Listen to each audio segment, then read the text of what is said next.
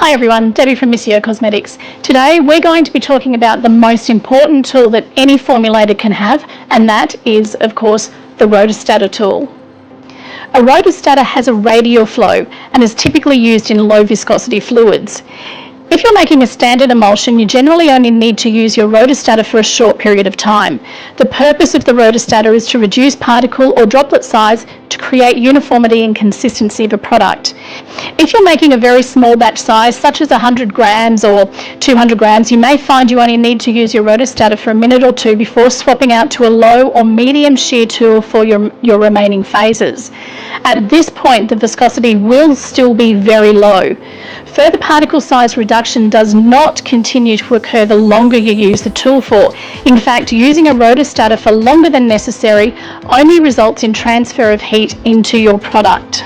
If you only ever purchase one tool, this is the one that I will always recommend above all other tools. If you're making emulsions, the rotor is key for the creation of a truly homogeneous emulsion. Mixing tools can, will, and do emulsify, however they don't homogenize. A rotor enables you to create a uniform dispersion or emulsion that is stable, consistent, and has a smooth, even texture. We're demonstrating the rotor in a 1 litre beaker of water, as well as some gold mica to see the action of the rotor A rotor has two main components: the rotor, which rotates at high speed, and the stator, which remains stationary. The rotor or blade rotates at such high speed it creates a suction effect, which draws the liquid and particles upwards, and along with the stator, which is a stationary bell head, a high shear action is created, forcing everything through the gaps where it undergoes intensive shearing action, breaking down particles and droplets, reducing their size, and finally distributing them evenly throughout the liquid. The rotor tool is the one tool that will homogenize and emulsify.